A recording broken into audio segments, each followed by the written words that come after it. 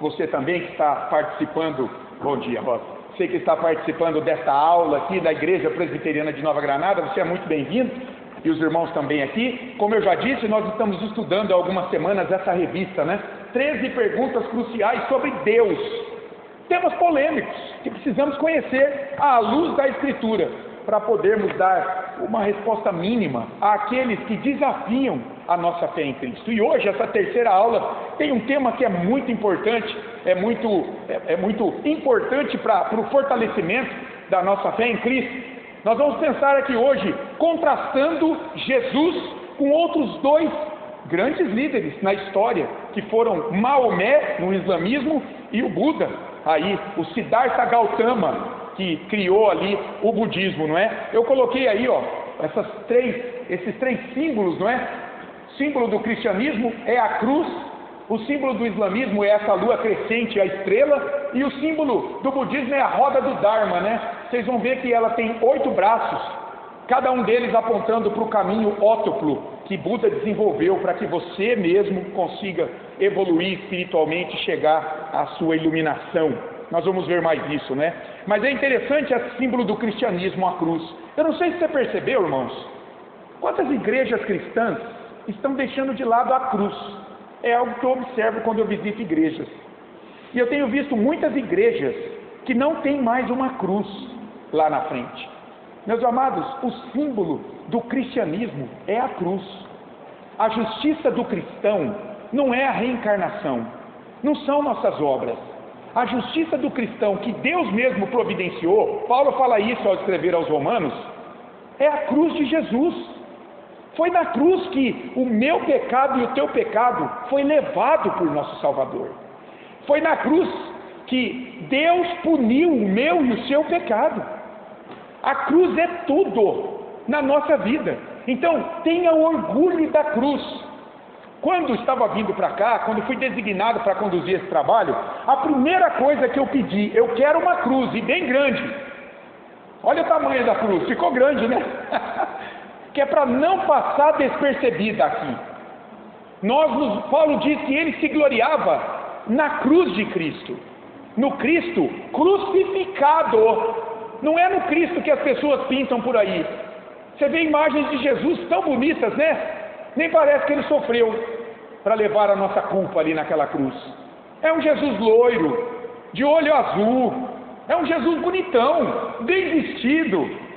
Não, irmãos, a nossa justiça e a nossa glória é a cruz, porque nós fomos libertados da cruz no dia do juízo por nossos pecados, porque o nosso Senhor levou os nossos pecados em uma cruz.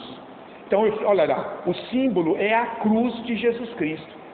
Se alegre pela cruz, defenda a cruz do teu Senhor. O que torna Jesus diferente de Maomé ou Buda é o título da aula. E olha só, vamos ver alguns objetivos aqui. É ruim a projeção, mas eu tentei aumentar a letra. Também vamos tentar melhorar isso no próximo ano, se Deus permitir. Primeiro, você vai sair daqui hoje compreendendo um pouco mais as propostas principais do budismo, islamismo e do cristianismo no tocante à salvação, no tocante a essa melhora espiritual, vamos colocar assim, diante do budismo e do islamismo, porque é assim que eles veem. Também, entender a diferença crucial do cristianismo para as demais religiões. Tem uma diferença crucial.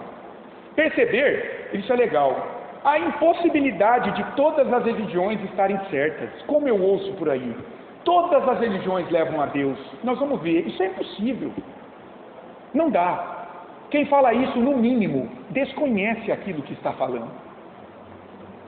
E por fim, concluir pela singularidade de Jesus, da pessoa dele e do cristianismo também. Está dividida a lição numa introdução. Vamos pensar rapidamente sobre Maomé, Buda e Jesus. Uma reflexão à luz do que a gente vê sobre essas pessoas. Um desafio de fé que é muito comum que colocam diante de nós. Está por trás de muitas provocações que o cristão sofre no dia a dia. E a gente precisa saber, precisa pensar sobre isso. Uma conclusão e algumas aplicações. Então vamos lá. Nós já oramos. Vamos introduzir. Olha só, algumas coisas que pessoas dizem a respeito do cristianismo. O cristianismo pode ser ótimo para você, Rogério, mas para mim não funciona. Uma visão pragmática da fé, da religião. Então, se eu não vejo a fé funcionando na minha vida, eu não vou crer. Outros falam assim: quer saber de uma coisa? No final das contas, todos vamos terminar no mesmo lugar. Eu já ouvi gente dizer isso para mim. Não vale a pena ficar brigando por isso. No final das contas, vai todo mundo para o céu. Ou então, não tem Deus, rapaz. Viva porque é um existencialismo, é o aqui e o agora, carpe diem. Não tem nada depois da morte. Então é uma vida meio sem esperança. Mas tem gente que vive assim. Não briga não, rapaz. Ame o próximo, faça o bem. Se vai acontecer alguma coisa depois, ninguém sabe, eles dizem. Ou então, olha só, eu creio que Jesus viveu entre os homens como um grande mestre. Penso que ele fez coisas muito importantes para nos mostrar como viver. Muita gente é sincero em defender Jesus assim, mas aí eles concluem: mas e daí? Por que ele fez isso? Isso quer dizer que ele é Deus? Me prova que ele é Deus. Muitas pessoas dizem. São os céticos. Então, se eu não tenho uma prova cabal para mim, é quase como que Jesus aparecendo na presença dele. Então eu não vou crer. Quem é você para me dizer no que crer? Olá, Samuel, bom dia. Tudo bem? Pode entrar, Samuel. As crianças estão lá dentro já, viu? Gente, para muitas pessoas, o cristão não passa de um arrogante, de um soberbo, por defender a salvação exclusiva pela fé em Cristo. Então, eu já ouvi isso aqui. Quem é você para me dizer no que crer? Muitas pessoas, por conta da ignorância espiritual, acabam dizendo isso. Olha só, Jesus, Buda e Maomé nos ensinaram todos os caminhos que levam a Deus para outros. Não importa qual deles eu siga. Isso é muito comum também. Tudo isso não soa bem aos ouvidos, irmãos? Pensar assim, todos os caminhos levam a Deus? Não é reconfortável a gente pensar assim? Não seria bom? Basta eu entregar a marmita para um morador de rua. Basta eu visitar um enfermo. Basta eu dar uma cesta básica para alguém. Basta eu querer fazer o bem para o próximo. Basta eu ter boas intenções. Basta eu pensar positivo. Basta eu gostar da ideia de Deus. Não seria bom não sermos exortados pelo nosso pecado? Não seria bom muitas vezes Deus, pela palavra dele, não colocar o dedo na nossa ferida para nos tratar? Não seria bom se houvesse uma igreja universal apenas? Se todo mundo fosse se salvar? Irmãos, vamos ser sinceros, não seria bom? Há tantos textos na Bíblia que nos desafiam. Que bom se a gente pudesse, cortá-los. Mas não dá. Não dá. Olha aí, Mas e quando os caminhos propostos por várias religiões são tão diferentes? Eles podem conduzir ao mesmo lugar? Há uma questão lógica aqui. Você quer ir para São Paulo, ok? Em vez de você pegar o Washington Luiz, ou a BR que desce, e em determinado momento fazer um cruzamento lá para chegar ao São Paulo, você pega a BR para o norte, para Manaus. Você vai chegar em São Paulo? Você pega e sobe para Belo Horizonte e vai embora ali. Você vai chegar em São Paulo? São caminhos diferentes. Um exemplinho aqui bem simples.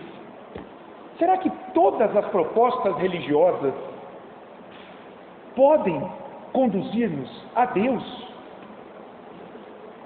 Será que é plausível acreditar nisso? Vamos pensar um pouco sobre Maomé, que foi o fundador do islamismo.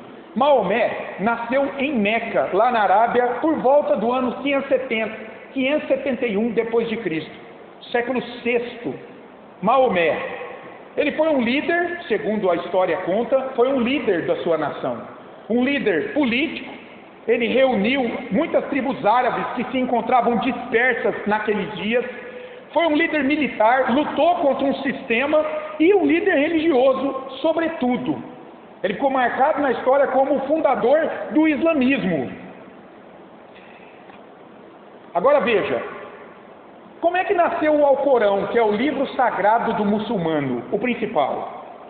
ele nasceu de visitações de anjos, de seres celestiais. E o primeiro foi o arcanjo Gabriel.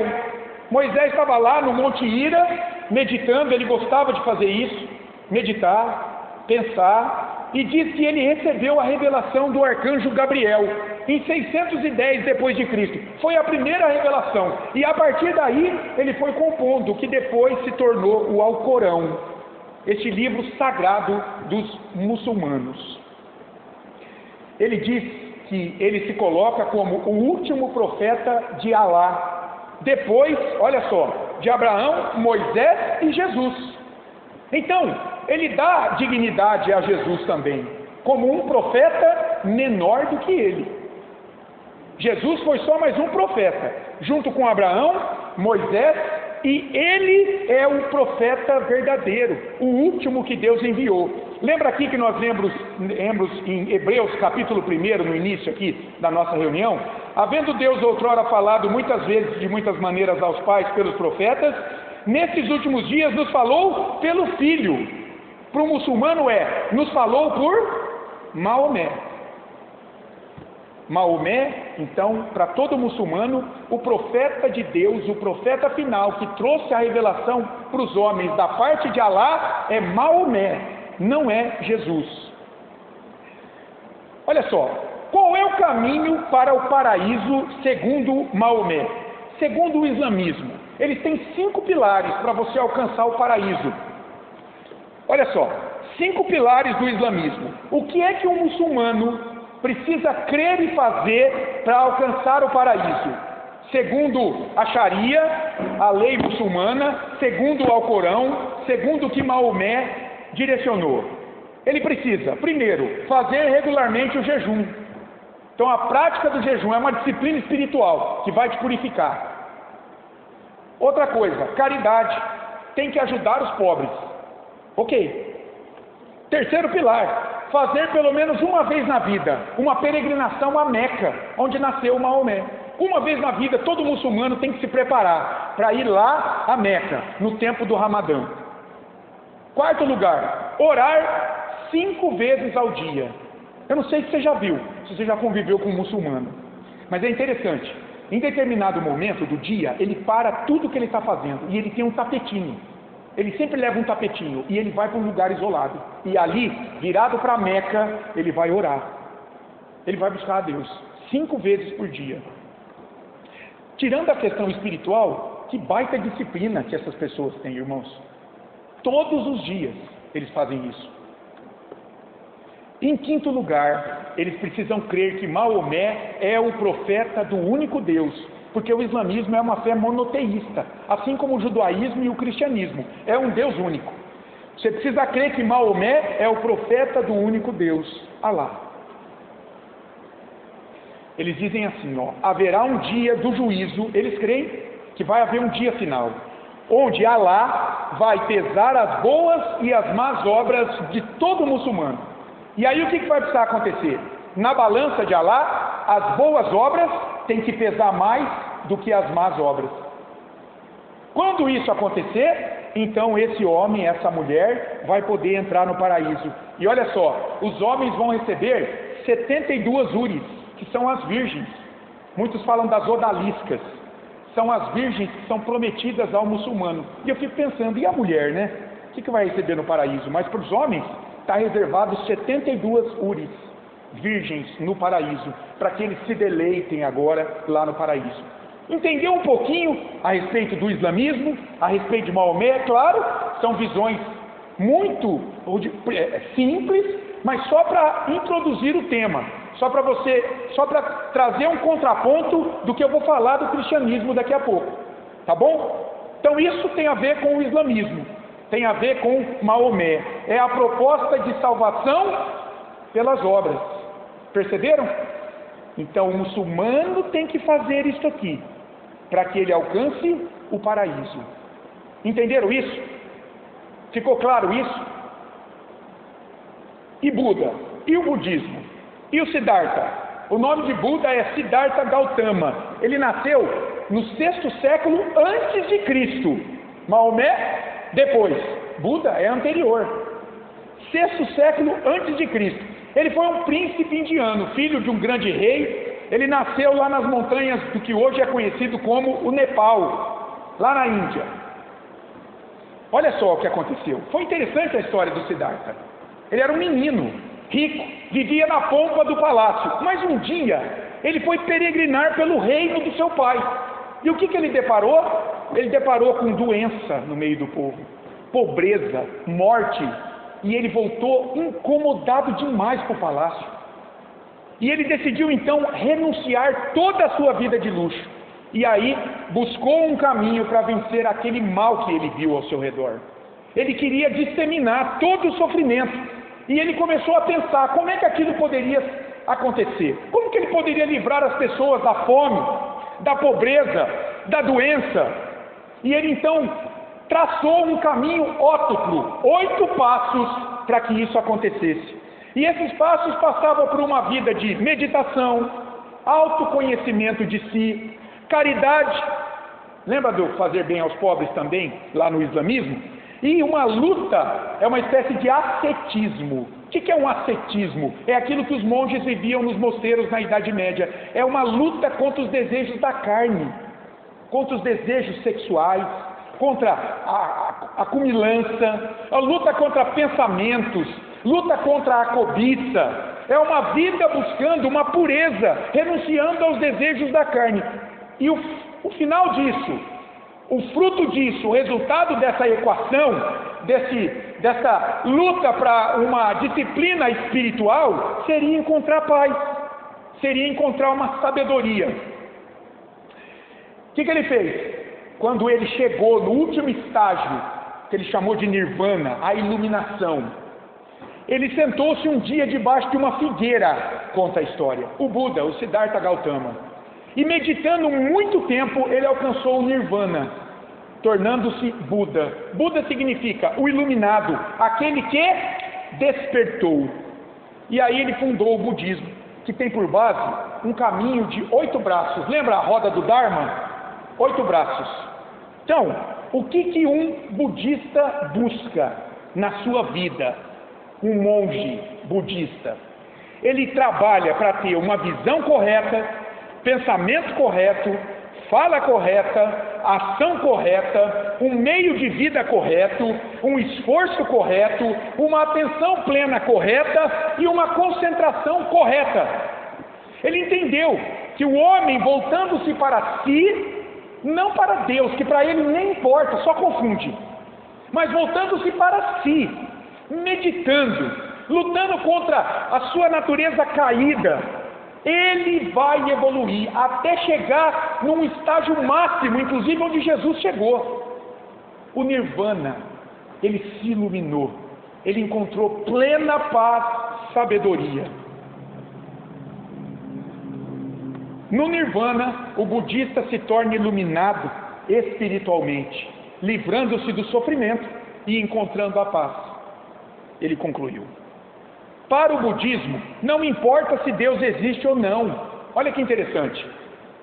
Cada monge, cada budista é o seu próprio Deus. Ele entendeu que a religião confunde as pessoas. Não olha para Deus, não. Olha para você. Você tem uma natureza divina, que vai ser iluminada quando você se esforçar para extrair essas virtudes de dentro de você. Então, no budismo, você é o seu Deus. Não tem Deus. O Deus de Maomé, o Deus dos cristãos, o Deus do povo de Israel ali, né? No 6º século antes de Cristo, o pessoal saindo do exílio babilônico naqueles dias. Dias dos profetas Zacarias, Ageu, Malaquias. Deixe-se de lado, olha para você. Você é o divino, você é um pequeno Buda. Isso é muito comum entre eles. A humanidade tem a divindade em si, e essa pode ser encontrada com esforço e determinação no cultivo de uma vida virtuosa, seguindo aquele caminho ótuplo, os 8 braços da roda do Dharma. Você vai se empoderar. Irmãos, tem igreja que se diz cristão hoje, pregando budismo, travestido de cristianismo. Então eles dizem assim: você pode, você é vencedor, você tem poder, a tua fé é algo que transforma a tua realidade. Diga para o mal, está amarrado, e por aí vai. Jesus vai ficando, distante dessa vida. E a pessoa vai olhando para ela, vai se enchendo de poder, de autonomia. Jesus, para eles, alcançou o nirvana, o grau máximo de iluminação espiritual. Maomé e Buda, eu vou perguntar para você, o que há em comum entre a salvação proposta por esses líderes religiosos? Você consegue perceber alguma coisa? O que há em comum entre eles? Como é que o muçulmano e o budista alcançam uma purificação espiritual, a ponto de um entrar no paraíso e o outro chegar no nirvana, após sucessivas reencarnações? Porque é assim, né? Que o monge budista, ele crê que aquele que desencarnou vai encarnar numa próxima reencarnação, até que um deles, uma pessoa dessas, no uso de um corpo, no final, chegue no nirvana e se ilumine. Mas o que há em comum na salvação proposta por eles? Caridade.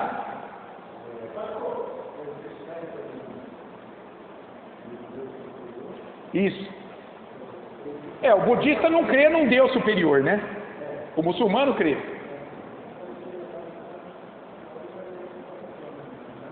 Ô Juarez, será que a gente pode dizer assim, as obras humanas salvam?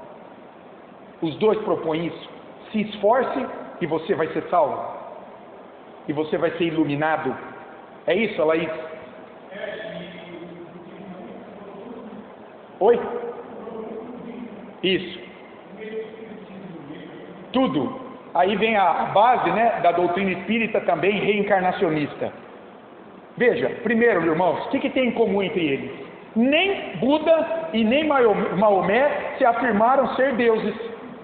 Nenhum dos dois disseram em sua vida, eu sou um Deus, siga o que eu estou dizendo. Nenhum deles disseram isso, ok? Guarde essa informação. Nem Maomé, nem Buda se apresentaram como deuses. Depois, eles ensinaram salvação pelas obras, não pelo que eles fizeram, por obras. Se esforce e você será salvo.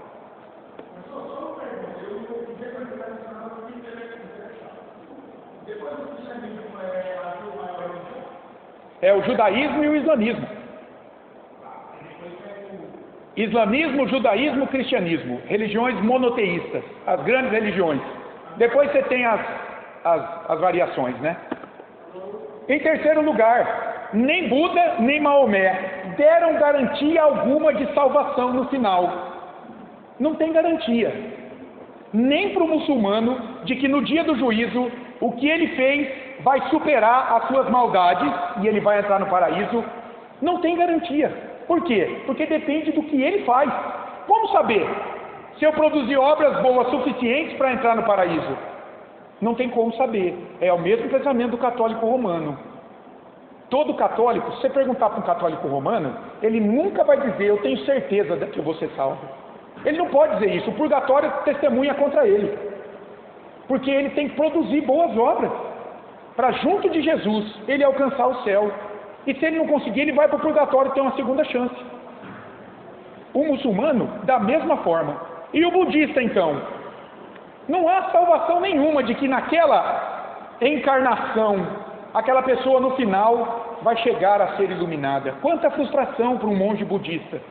Eu fico imaginando, no final da sua vida, olhar para aquilo que ele produziu e ter que concluir com honestidade. Puxa, eu não fui tão bom assim. Tomara que o que vier na próxima reencarnação me supere. Mas quando é que acaba isso? Não há nenhuma garantia de salvação. Uma vida, na verdade, sem esperança, sem segurança nenhuma. Jesus, meus amados, é absolutamente diferente de Maomé e de Buda. Preste atenção nisso. Isso não é conversa, isso não é condução aqui. Eu não vou convencer você de nada. Nós vamos ver aqui que Jesus é absolutamente diferente. E tem uma diferença que é crucial, que a gente precisa entender. Olha só, primeiro, está pequeno aí, né? Eu vou ler, Vamos começar a pensar em Jesus, como homem, pessoa, como foi Maomé e Buda. Jesus cumpriu profecias antigas a respeito dele, que viria.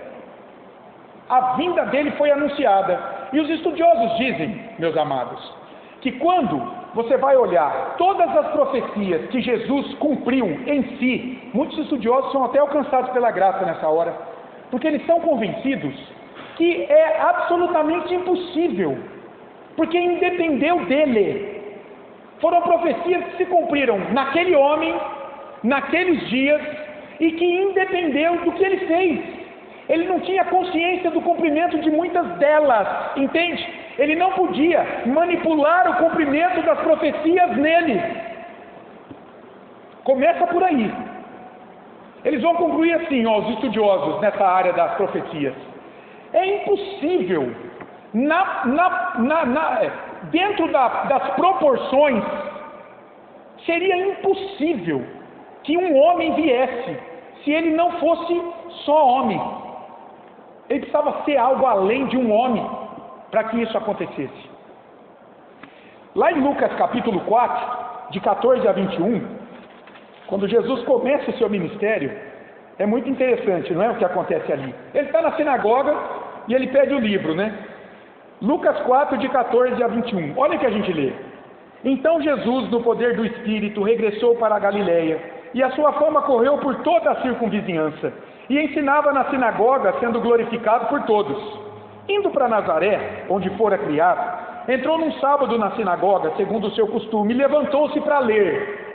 Então, pediu um livro, lhe deram o livro do profeta Isaías, e, abrindo o livro, achou o lugar onde estava escrito: o Espírito do Senhor está sobre mim, Jesus falando, pelo que me ungiu para evangelizar os pobres. Enviou-me para proclamar libertação aos cativos e restauração da vista aos cegos, para pôr em liberdade os oprimidos e apregoar o ano aceitável do Senhor. Imagina o silêncio que ficou ali. Como assim? Essa profecia é sobre o Messias que viria. Tendo fechado o livro, devolveu-o ao assistente e sentou-se. E todos na sinagoga tinham os olhos fitos nele. Então passou Jesus a dizer-lhes: hoje se cumpriu a escritura que acabais de ouvir. Se cumpriu em mim. Mas tem mais. Zacarias 9:9 fala daquele episódio que quando Jesus chega em Jerusalém para entrar, ele manda os discípulos pegar um jumentinho. Ó, você vai em tal lugar, vai estar lá um jumentinho preso, desamarra e traga-o aqui. Para quê? Para que se cumprisse a profecia de Zacarias 9:9. Lá em Zacarias 9:9 está escrito assim, ó: alegra-te muito, ó filha de Sião. Filha de Sião é Jerusalém. Jerusalém foi erigido no monte Sião. Alegre-se muito, é uma profecia sobre o Salvador que viria. Por quê? Exulta, ó filha de Jerusalém, eis aí que vem o teu rei, justo e salvador, humilde, montado em jumento, num jumentinho, cria de jumenta. Jesus entrou assim em Sião, em Jerusalém, para cumprir essa profecia. O Salmo 34:20, que para todo judeu era um salmo messiânico, porque falava do Messias que viria, lá no Salmo 34:20, a gente lê assim, ó. Está falando sobre o justo. Deus o livra de todas as aflições. E Jesus é conhecido como o justo, com J maiúsculo. E lá, olha, um dos livramentos é assim, ó. Salmo 34:20. Preserva-lhe todos os ossos, nenhum deles sequer será quebrado. Os ossos do justo, nenhum deles será quebrado. Por que foi dito isso aqui? Para que lá em João, capítulo 19, versículo 36, essa profecia fosse cumprida por Jesus na cruz. Era comum que um crucificado, depois de um tempo, tivesse os seus ossos da perna quebrados. Para quê? Para que ele morresse mais rápido. Porque aí o corpo não conseguiria se sustentar e ele morreria asfixiado pelo sangue invadindo o seu próprio pulmão. Era comum, depois de um tempo, quebrava-se as pernas do crucificado. Mas quando os guardas chegaram para quebrar os ossos de Jesus, o que eles concluíram? Ele já morreu, não precisa quebrar. Eu te pergunto, que controle Jesus tinha sobre essa profecia? Nenhum, ele já tinha morrido. Mas isso aconteceu para que essa profecia, mais uma delas, se cumprisse nele, para mostrar que ele é o Messias que foi prometido. Ainda, Jesus em sua vida predisse a sua morte e ressurreição dos mortos, várias vezes. Ele disse: eu vou morrer e vou ressuscitar, vocês vão ver. Lá em Lucas 18, Evangelho de Lucas, Lucas 18, 31 a 33. Tomando consigo os 12, disse-lhes Jesus: eis que subimos para Jerusalém, e vai cumprir-se ali tudo quanto está escrito por intermédio dos profetas, no tocante ao Filho do Homem, as profecias que Deus trouxe pelos profetas. Pois será ele entregue aos gentios, escarnecido, ultrajado e cuspido. Isso aconteceu. E depois de o açoitarem, tirar-lhe-ão a vida, mas ao terceiro dia ressuscitará. Isso estava previsto para o Messias, e ele cumpriu exatamente isso. Jesus, diferente de Maomé e Buda, ele declarou ser Deus, Deus na essência, e foi num contexto muito interessante, lá de João capítulo 8, em outros também, mas aqui Jesus estava sendo o quê? Afrontado em sua divindade. Os judeus, os fariseus, aquela seita do judaísmo, os líderes, a liderança religiosa, estava dizendo: você não é Deus, você não sabe nem quem é teu pai, você é bastardo, Jesus. Olha como o Senhor sofreu, irmãos. Foi acusado de ser bastardo no meio do povo, de não saber nem quem era o pai dele. E Jesus então, ali em João 8, 56, 59, ele vai dizer assim, os judeus estavam dizendo assim, nós temos um pai que é Abraão, rapaz, e você que nem sabe quem é teu pai. E Jesus lá em João 8, 56 e 59, ele vai dizer um negócio aqui, que deixou os judeus rilhados de raiva. Tanto é que eles pegaram em pedras para atirarem nele, porque eles entenderam bem o que Jesus disse ali. Ele afirmou assim: Abraão, vosso pai, alegrou-se por ver o meu dia, viu o meu dia hoje aqui, e regozijou-se, a minha encarnação. Perguntaram depois os judeus: ainda não tem 50 anos e viste Abraão? E muitos devem ter dado risada ali. Respondeu-lhe Jesus: em verdade eu vos digo. Toda vez que Jesus diz isso, em verdade, é porque ele vai afirmar algo que é sublime demais. Presta atenção. Antes que Abraão existisse, antes que ele estivesse lá nos dias dele, Abraão, o pai de vocês, eu sou aqui, é o nome do Deus lá de Moisés, de Êxodo capítulo 3, quando Deus chama Moisés e diz: vai lá libertar o meu povo. Moisés falou: mas quando eu chegar lá eu vou falar o que para Faraó? Você acha que ele vai deixar o povo sair? Diz: eu sou, mandou. Eu sou o que sou, é o Deus da aliança, Yahvé, o Deus todo-poderoso. Jesus aqui não está confundindo a pessoa do Filho com a pessoa do Pai. Ele está dizendo, na essência, antes que Abraão existisse, gente, eu estava lá, no princípio de todas as coisas. E daí, isso foi tão claro para os seus ouvintes, que diz no versículo 59, então pegaram em pedras para atirarem nele, porque a lei dizia, aquele que se torna igual a Deus tem que ser apedrejado até a morte. Eles entenderam que Jesus ali se chamou do próprio Deus na essência. E mais, Jesus diz ter vida em si. Lá em João capítulo 10, versículos 18 e 30, Jesus diz assim: ninguém atira de mim a minha vida, pelo contrário, eu espontaneamente a dou. Eu tenho autoridade para a entregar e para reavê-la. Ele fez isso ao ressuscitar. Este mandato eu recebi do meu Pai. Você vai fazer isso, você vai lá sofrer pelo povo, mas você vai voltar à vida. Quem tem vida em si é só Deus. A criatura não pode dar vida a si. João 10, 30, Jesus afirma: eu e o Pai somos um. Aqui não é uma pessoa, não, somos um na essência. A Bíblia defende isso em todo o tempo, inclusive Hebreus capítulo 1, a expressão exata do ser de Deus, consubstancial, a mesma essência. Jesus é Deus, ele está dizendo, e ele se afirmou assim diante dos homens, e ele recebeu a adoração diante dos homens, e ele não recusou ser adorado. Poxa, ele era judeu, conhecia a lei. Só Deus, primeiro mandamento: amarás o Senhor teu Deus de toda a tua força, de toda a tua alma, entendimento e coração. Como é que Jesus poderia, se ele não fosse Deus, receber a adoração? Quebrando logo de cara esse grande mandamento. Então, diferente de Maomé e Buda, Jesus se afirmou ser Deus diante dos homens. Ele nunca disse que todos são deuses, como no budismo, você é divino. Ou que a pessoa possa se salvar por suas obras, como no islamismo, os 5 pilares que todo muçulmano tem que cumprir. Mas ele afirmou que ele era o caminho, no singular, não o caminho, a verdade e a vida.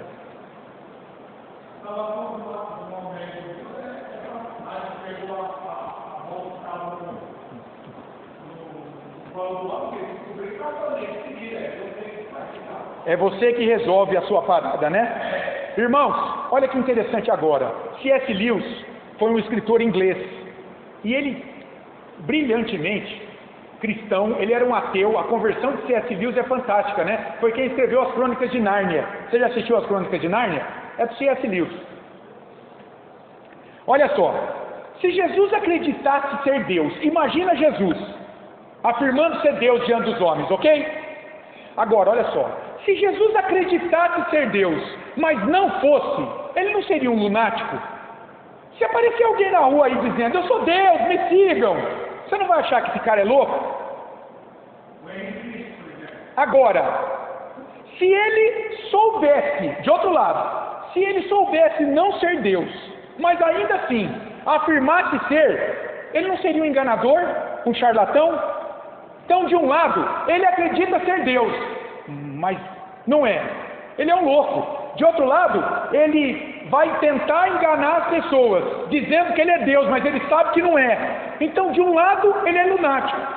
De outro lado, ele é um mentiroso. Agora, um líder assim, seria digno de confiança? Seria um líder moral, como muitos defendem que Jesus é? Diante da afirmação dele ser Deus? Veja, Jesus manifestou poder nos seus dias. Morreu, ressuscitou, foi visto por mais de 500 pessoas, Paulo vai dizer. E ascendeu aos céus. Se Jesus acreditasse ser Deus, mas não fosse, ele não seria um lunático? Peraí. É o que a gente viu agora, né? Além disso, vocês entenderam isso? Essa questão do lunático, essa questão do mentiroso? Vocês entenderam? Diante da afirmação de Jesus ser Deus, faz sentido isso? Seria confiável a gente estar aqui aprendendo desse homem? Se ele não fosse Deus? Porque ele afirmou ser. Ou ele seria um louco, ou ele seria um mentiroso e estaria enganando a todos nós. Entenderam isso? Foi o que C.S. Lewis concluiu. Então, diante de Jesus, o ser humano só tem 3 opções.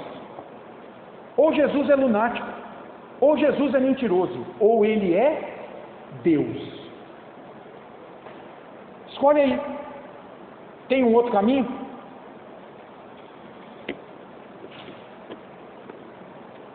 Ainda, irmãos, o ensino de Jesus foi perfeito, a ponto de multidões ficarem boquiabertas. Você vê lá o final do Sermão da Montanha, Mateus 7, 28 e 29, quando termina o Sermão do Monte, as pessoas estão perplexas, porque Jesus ensina com autoridade, diferente dos escribas, que se apoiavam em outros mestres que os ensinaram. Jesus vem com a autoridade de Deus ensinar ao povo. Ele está dizendo, ó, é assim. Vocês estão ouvindo o ensino desse jeito? Não. Isso aí foi transformado para agradar homens. Não. Eu vou dizer para vocês como é. É assim. E ele mostrou isso.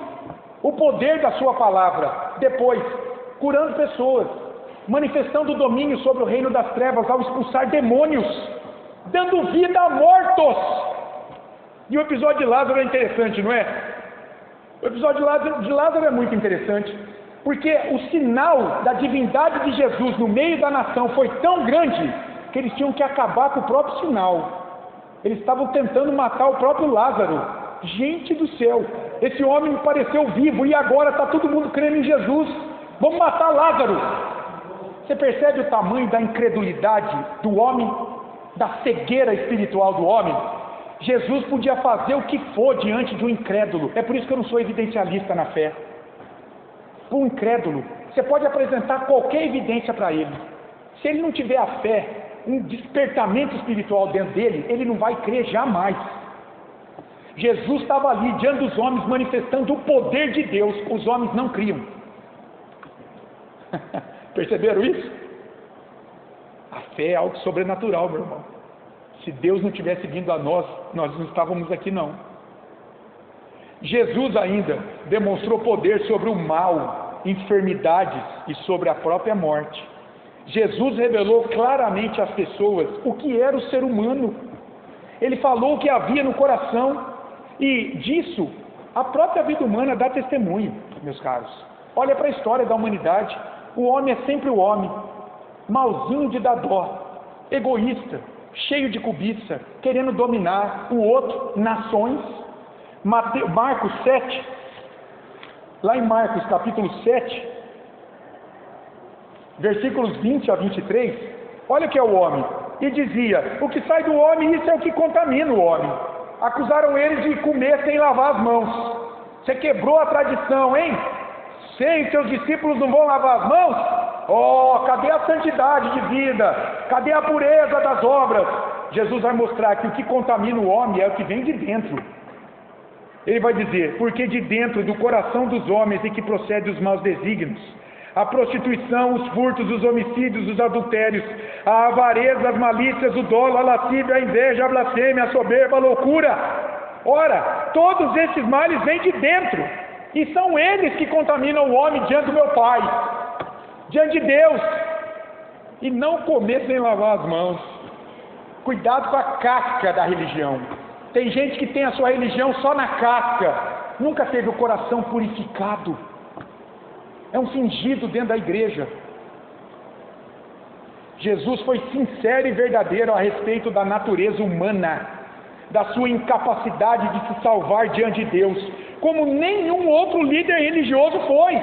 Pelo contrário, dentro aqui do tema da nossa aula, Maomé e Buda encheram o homem de autonomia, de poder, ao dizer: você se torne virtuoso e Deus, vai estar de bem com você. É claro que isso não quer dizer que o cristão é infrutuoso nas suas obras. Não, pelo contrário. Uma vez alcançado por graça, pela fé, o Espírito Santo te leva a produzir obras. Você vai buscar observar a lei, mas não para ser salvo diante de Deus. Isso você não pode. Mas para responder à salvação, que de maneira graciosa, pela fé em Cristo, pela obra de Cristo, Deus te deu. Isso é muito diferente. E isso já distingue o cristianismo de todas as outras propostas religiosas.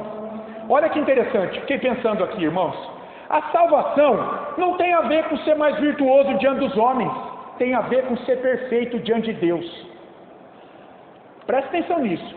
Salvação de uma alma humana não tem a ver com ser virtuoso diante dos homens, tem a ver com ser perfeito diante da lei de Deus. E eu te digo, te pergunto, quem pode ser perfeito em si diante da lei de Deus? Com a presença do pecado em nós. Todo dia eu tenho que pedir perdão a Deus, irmãos, porque todo dia eu peco. E eu acho que com você é a mesma coisa. Entendeu? Salvação não tem a ver com ser mais virtuoso diante dos homens, como quer os muçulmanos, como quer o budismo. A virtude minha e tua não vai resolver nossa parada diante de Deus sem Cristo. Não vai. Salvação tem a ver com você ser perfeito diante da lei de Deus, sem quebrar sequer um único mandamento para ser salvo por tuas obras. Está percebendo a diferença do cristianismo? Jesus, irmãos, não foi apenas mais um guru religioso, a exemplo de Maomé e Buda, disseminando ensinamentos éticos, morais, religiosos, que buscavam tornar alguém melhor em suas obras para que alcançasse o paraíso ou o nirvana. Não. Jesus não foi assim. Ele não ensinou uma listinha para você fazer para ser salvo. Não. Ele disse claramente em João 15:5. Eu acho bonito isso aqui. Ele se compara a uma videira, e nós os galhos. Eu sou a videira, vós os ramos. Quem permanece em mim, na videira, e eu nele, ambos conectados, esse dá muito fruto, produz obras a partir da videira, não separado dela. Porque separado dela, a gente não pode fazer nada. Porque sem mim, nada podeis fazer diante de Deus. Cristianismo não tem a ver com doutrinas para te fazer melhor. Tem a ver com a pessoa e a obra de Jesus Cristo para te salvar. Isso diferencia o cristianismo de toda e qualquer proposta religiosa, irmãos. O cristianismo não é para te fazer melhor para você se salvar. Não, não. O cristianismo apresenta aquele que te salvou. Aquele que você precisa crer para você estar salvo. Aquele que é o caminho para a tua salvação. Ele não vai te colocar em nenhum caminho para você se salvar. Entenderam isso? Como é diferente? O muçulmano, ele praticando o que ele pratica, os 5 pilares, ele busca a sua salvação. O budista, praticando o caminho ótuplo, ele melhora virtuosamente, até que em alguma reencarnação, ele se torne iluminado, evolua plenamente no espírito, pelo que ele faz. Não, não, o cristianismo não tem nada a ver com isso, irmãos. Nada a ver. O cristianismo é uma pessoa, mais do que um corpo sistematizado de doutrinas. Ele é uma pessoa. Se você tirar a pessoa de Jesus daqui, não sobra nada. Entenderam isso? Vocês concordam com isso? Que o cristianismo é Cristo, é Jesus. Fora dele não tem vida, não tem perdão, não tem salvação, não tem acesso para o céu. Jesus não ensinou um caminho para o homem se salvar por suas obras. Ele disse: eu sou o caminho. É nisso que a gente crê. E quanta segurança isso traz para a gente, irmãos. Você já pensou se você tivesse que se salvar? Eu estaria lascado. Não sei você, mas eu estaria em maus lençóis.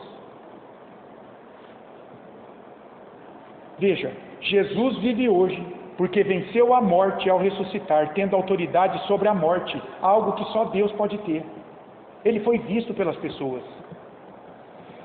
Se a ressurreição de Jesus fosse uma farsa, isso teria caído por terra no meio daquele contexto, porque a mentira, a farsa, era algo odioso ao judeu, àquela cultura judaica daqueles dias. Como é que isso se manteve? Como é que pessoas deram a vida por uma mentira? Paulo, Pedro, todos os apóstolos morreram por uma mentira? É claro que não. Esses homens viram Jesus vivo, depois de 3 dias morto. Nem Buda, nem Maomé ressuscitaram. Eles estão mortinhos. Nenhum deles foi visto depois de morrer. Jesus Cristo é único. Único. Uma pequena reflexão. O que você admira nas perspectivas de Buda e Maomé? Pensa um pouco. Dá para salvar alguma coisa naquilo que Buda e Maomé propuseram? Irmãos, o caminho virtuoso é bom, é ou não é? Depois que o Senhor nos alcança, nós temos que buscar o quê? Nos parecermos cada dia mais no caráter com Cristo. Romanos 8, 29. Foi para isso que Deus nos alcançou agora. Para que a gente agora, na unção do Espírito Santo, produza obras para a glória dele. Jesus ensinou no Sermão do Monte: assim produzam boas obras, brilhe a vossa luz diante dos homens, brilhe as vossas boas obras diante dos homens, ou brilhe a vossa luz diante dos homens, para que vejam as vossas boas obras e glorifiquem ao Pai que está no céu. Isso é legal, isso é bom. Nós temos que lutar, lutar para ter bons pensamentos, cuidar com a língua, mas não para ser salvo. E esse é o problema. Então, realmente, esses homens buscaram tornar as pessoas melhores do ponto de vista virtuoso. O problema foi que eles se esqueceram de que o pecado impede o desenvolvimento pleno de qualquer virtude. O homem não pode ser perfeito em si. O que você mais admira em Jesus, de outro lado? O que você admira em Jesus? Não falem todos ao mesmo tempo.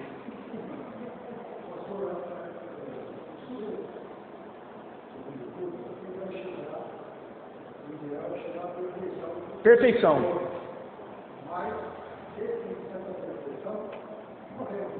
É. Isso. Sim. Quer dizer, a perfeição é o fim. E aí?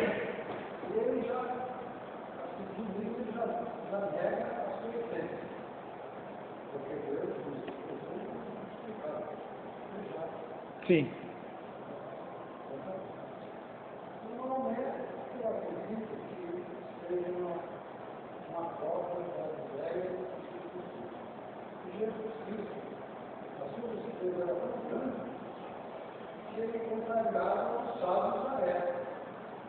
Sim. É. Sim, exatamente. O que você mais admira em Jesus?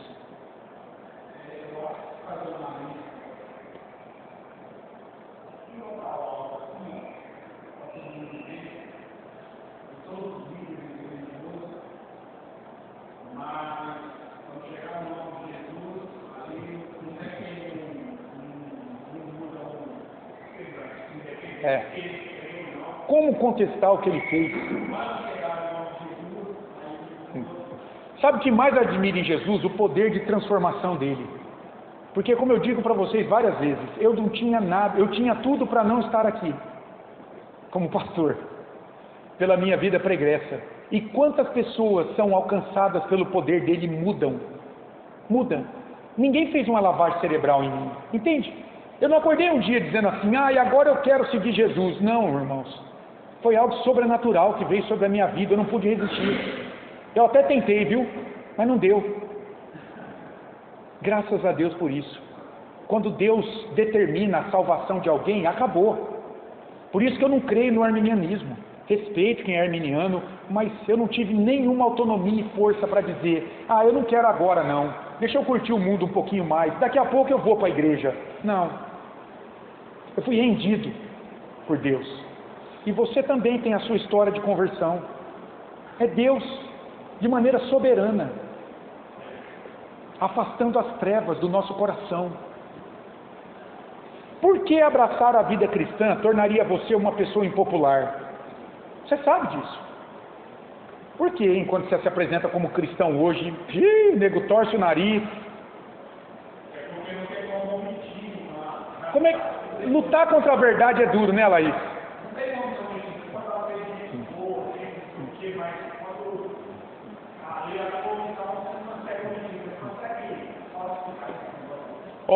João 15 dá uma resposta. João 15, 18 a 19. Olha o que diz Jesus. Olha o que ele fez com a gente, com a igreja. João 15, 18 e 19. Se o mundo vos odeia, sabei que primeiro do que a vós outros, me odiou a mim. Se vós fosseis do mundo, pertencesse. O mundo aqui é um sistema caído de valores, uma cultura que defende um politeísmo, milhares de divindades. Se vós fosseis do mundo, o mundo amaria o que era seu. Você falaria a linguagem do mundo. Como todavia não sois do mundo, pelo contrário, dele vos escolhi. Por isso o mundo vos odeia. Pessoas do mundo vos odeiam, porque vocês não falam a linguagem delas. Vocês não pensam como elas. Eu, para vocês, não sou o que eu sou para elas. Entende isso? É por isso que o mundo odeia. Porque a obra de vocês revela a podridão delas. Irmãos, eu estava um dia num curso, só para dar um exemplo. O testemunho do cristão é forte. Deus vai usar isso para impactar o mundo. Mas você vai ser odiado. Mas esse é o preço. Não há glória sem sofrimento. Eu estava num curso uma vez, e aí ficaram meia dúzia de homens lá. E de repente um puxou um notebook. E aí começaram a ver pornografia. Eu lá na frente. Estava terminando ali uma questão. Rogério, vem cá. Eu não fui. Eu falo isso para a glória de Deus. A minha carne estava flamejando de vontade de ver. Você imagina o que foi depois dos meus dias lá naquele curso. De lado. Que cara babaca, antiquado, arrogante. O que ele está pensando que é? É isso, irmãos. Jesus chama e separa. Fala, isso aqui não pertence mais a você. Você tem que lutar. Eu queria ir na carne, mas não Decisão. Santificação é decisão, não é mágica. Tem gente que acha que vem para a igreja e se torna bom. Não, não é assim. É luta diária. E o Senhor, pelo Espírito dele, te dá a vitória, te dá poder para você segurar a onda. Jesus nos escolheu desse mundo caído. Isso não pode mais ser algo irrelevante para o cristão. Não, isso aí são obras das trevas. Você tem que lutar contra isso. O fim disso é morte, destruição, vício. Por que os homens não conseguem enxergar Jesus como sendo Deus, como sendo o caminho, a verdade e a vida? Por que não creem nas suas palavras? Né, Laís? A gente mostra, mas por que as pessoas não creem? Tem muitas respostas, mas eu pensei ali, em João 8, 43, 47, ainda naquele contexto lá, né, de afronta à divindade de Cristo como Messias, ele vai dizer assim para os que estavam questionando a palavra dele. João 8, 43, 47, olha o que ele diz: qual a razão por que não compreendeis a minha linguagem? Por que sois incapazes de ouvir a minha palavra? Estava ali o Messias encarnado, o Filho de Deus, mas sendo acusado diante da igreja lá naqueles dias. Não eram incrédulos, gente, eram judeus que conheciam a lei, esperavam o Messias. Ele vai dizer, isso é forte, irmãos, é Jesus dizendo, por que eles não criam na palavra dele? Vós sois do diabo, que é vosso pai, e quereis satisfazer-lhe os desejos. O diabo foi homicida desde o princípio, e jamais se firmou na verdade, porque nele não há verdade. Quando ele profere mentira, fala do que lhe é próprio, porque é mentiroso e pai da mentira.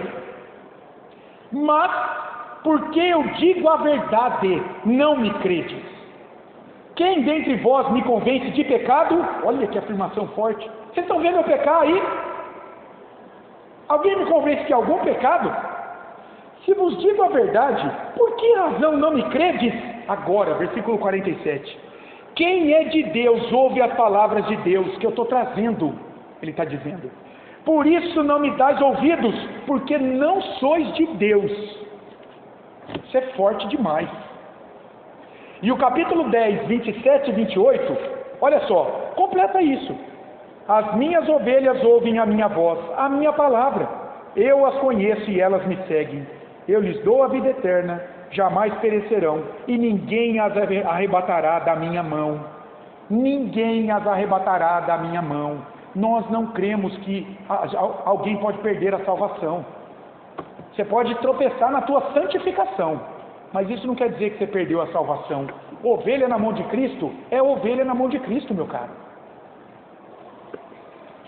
Como seria o cristianismo se deixássemos de fora a declaração de ser Jesus Deus e de que Ele é o caminho para a salvação? Entenderam a pergunta? O que seria o cristianismo se Jesus não fosse Deus e de que Ele é o caminho para ser salvo? O cristianismo seria mais o quê? Pronto, Marcos. Seria isso. Seria um códigozinho de regras. Olhe para Jesus e veja o que Ele fez. Faça você na tua vida e você vai ser salvo. Pronto. Entendeu? Como o cristianismo é substancialmente diferente de tudo. Um desafio para a gente pensar agora. Olha o que você vai encontrar por aí. Vão dizer assim para você: rapaz, todas as religiões do mundo adoram o mesmo Deus, embora usem diferentes nomes para Ele. Olha como é agradável essa ideia. No islamismo, Deus é chamado de Alá. No budismo, Ele é o Buda. No cristianismo, é Jesus. Trata-se do mesmo Deus e todos podem nos levar ao céu se o adorarmos com sinceridade. O que importa é a dimensão espiritual da vida, rapaz. Não a igreja a que você se filia ou a religião que segue. Maomé, Buda, Jesus ensinam igualmente o mesmo caminho para um estágio superior de desenvolvimento pessoal, de desenvolvimento espiritual. É ou não é agradável isso, gente? Não importa. Faça o bem, sigam deles, está tudo bem entre você e Deus. Como é que você responderia isso aí, hein? A essa pessoa? Isso aí é algo corriqueiro, irmãos, no dia a dia. Veja, em sua opinião, Jesus, Buda e Maomé têm o mesmo ensino? O que você acha, hein? Não. Tem o mesmo ensino? Claro que não. O que você diria sobre o fato de Jesus, Buda e Maomé ensinarem princípios que se contradizem? Você está falando para esse teu interlocutor. Você sabia disso? Eles não ensinaram a mesma coisa. E daí, hein? Se são mestres que ensinam coisas que se contradizem, você vai confiar em qual? Você pode confiar em todos?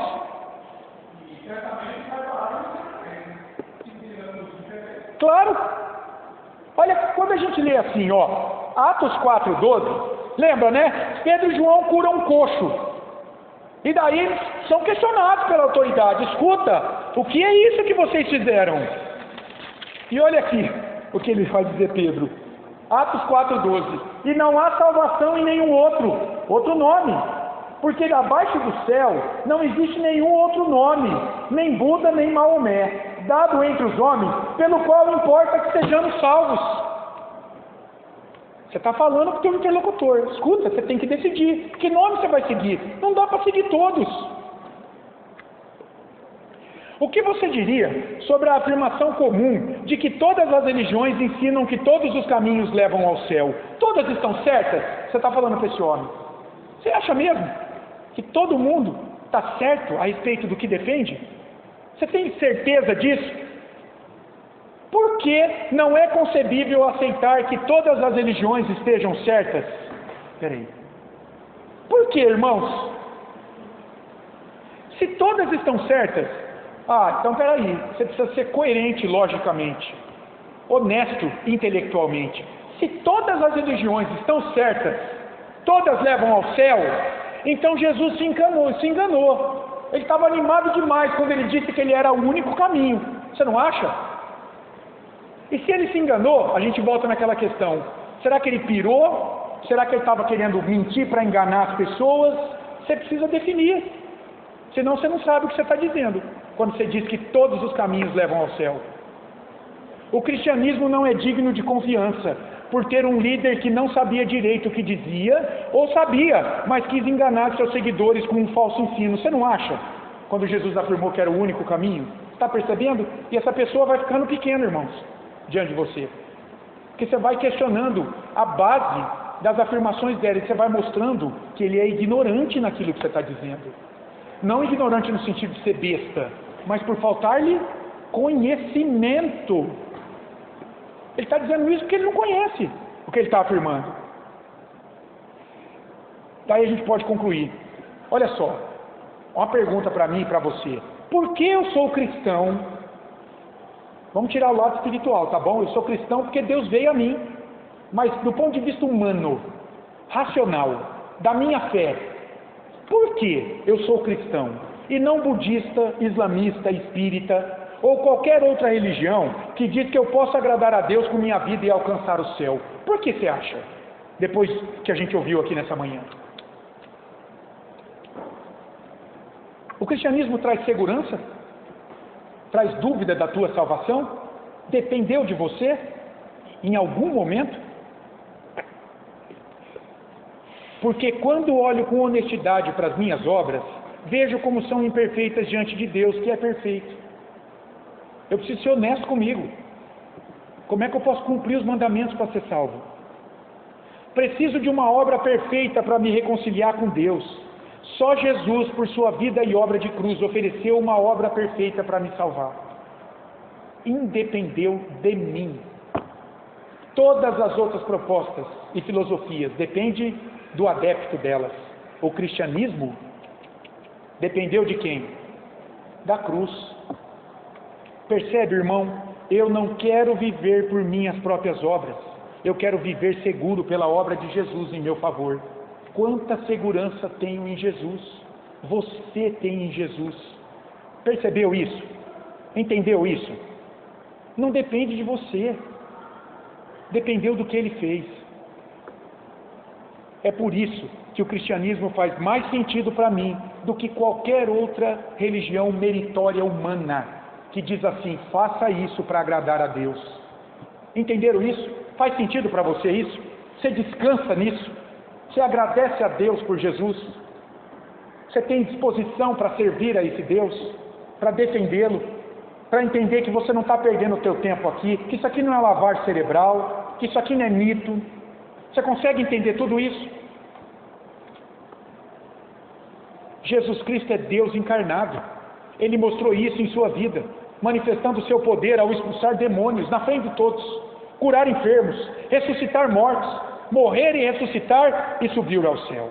Os demais líderes religiosos, o que eles fizeram? Só ensinaram uma cartilha de boa ética e moralidade para que os seus adeptos evoluíssem espiritualmente. Agora, na suposição de que o homem pode ser bom em si e pode produzir algo bom, eles morreram, estão enterrados, todos eles, todos. Não há poder intrínseco em nenhum deles como há em Jesus Cristo, que determinava e acontecia, que disse: eu vou morrer e vou voltar à vida, e foi visto vivo de novo, e que transforma milhares de pessoas hoje pelo seu poder, sem que elas percebam. Como eu disse, você não acorda dizendo: eu vou ser cristão, verdadeiramente falando, não nominal. Você pode estar empolgado com o cristianismo e ir para a igreja, mas não vai durar, se você não tiver mesmo um novo nascimento. Você fica um tempo lá, depois você vai embora. Jesus Cristo é único, irmãos, é único. Vamos fazer algumas aplicações rápidas. Da próxima vez que ouvir que todas as religiões levam ao céu, você, olha que legal, pergunte se essas pessoas leram os escritos de cada um dos líderes dessas religiões. Você conhece o que Buda ensinou para ir para o céu? Você conhece o que Maomé ensinou? Você conhece o que Krishna ensinou? Você sabe o que Kardec ensinou para você evoluir?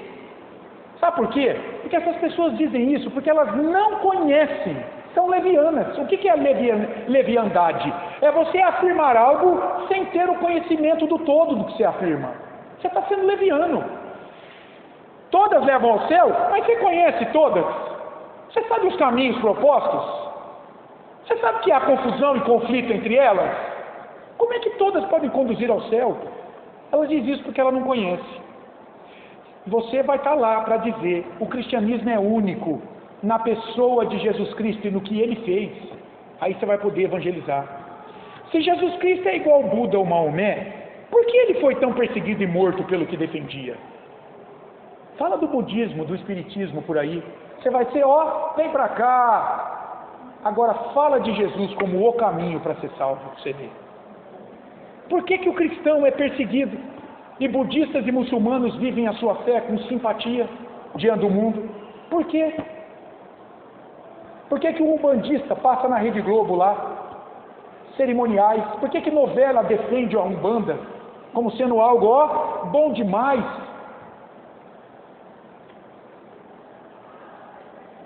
Se a Bíblia, o Alcorão e os ensinamentos de Buda são todos válidos, por que eles têm caminhos tão diferentes para a salvação? Por que eles não falaram a mesma linguagem, gente?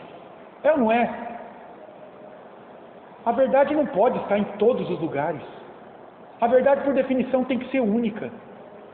E o escritor aos Hebreus diz que nos últimos dias Deus nos falou pelo Filho. Se o budismo e o islamismo estiverem certos, olha só, de como o homem alcança o paraíso ou a perfeição do seu ser, se eles estiverem certos, então, irmãos, olha que legal isso aqui, os cristãos também participarão dessa festa nos céus deles. Porque a vida piedosa que eles buscam viver, na sua ética e moral, os budistas e islâmicos, também é vivida em algum grau pelo cristão, que nasceu de novo pelo Espírito Santo e busca obedecer a Deus nos seus caminhos como resposta de gratidão para a salvação, o que desenvolverá virtude neles, entenderam? Se budista e islamista estiver certo, basta desenvolver virtude para ir para o céu, para evoluir espiritualmente, o cristão vai participar da festa com eles.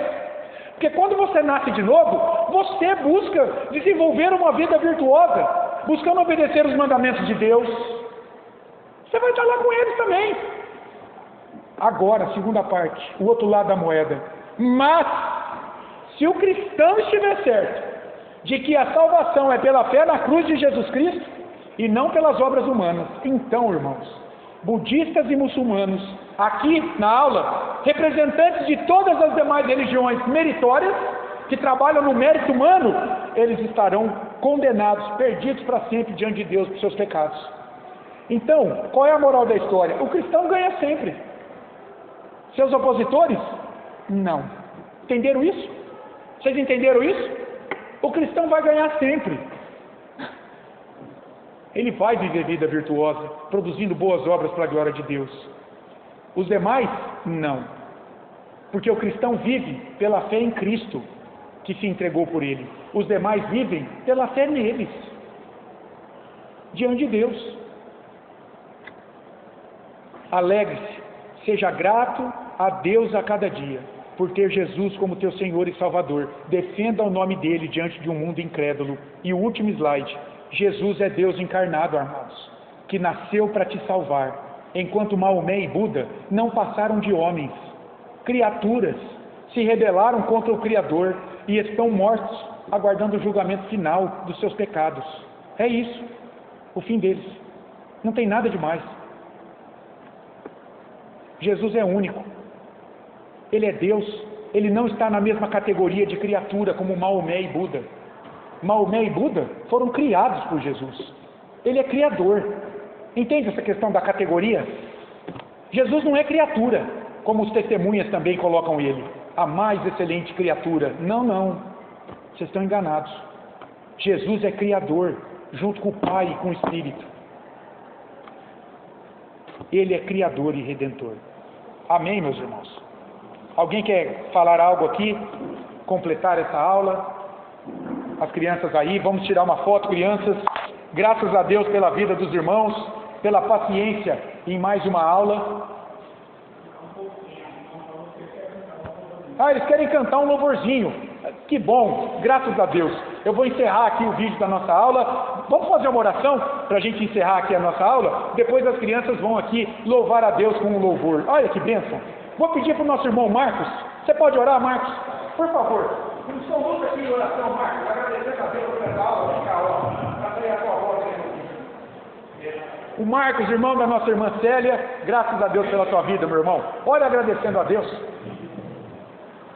Senhor, nós queremos graças ao teu nome, pela tua bondade, Pai. Obrigado, Senhor. Obrigado pelo envio que o Filho amado, que é prova do teu grande amor para com os teus filhos. Obrigado, Senhor. Eu faço isso pelo nome. Obrigado, Senhor. Que tem dado de melhor para nós, que nós temos desfrutado da vida abundante. Obrigado, Deus. Deus. Gastar a nossa vida por Jesus Cristo. Ah, Deus, obrigado. Louvado seja o teu nome. E vivido por nós, Deus, Oh. para com a graça abundante, que seja nos abençoando como igreja, Amém. levando a tua boa palavra, Amém. Deus, com um carinho, Ah, Deus, amém. Ajuda-nos, usa-nos. Amém. a nossa força não se encontra em nós, mas ela é que o Santo Espírito Oh, Deus. trabalha. Verdade. É verdade. Obrigado, Senhor. Louvado seja o teu nome, em nome de Jesus. Louvado seja o teu nome, em nome de Jesus. Queremos a cada dia, Deus, viver somente para ti. É o teu nome que nós agradecemos.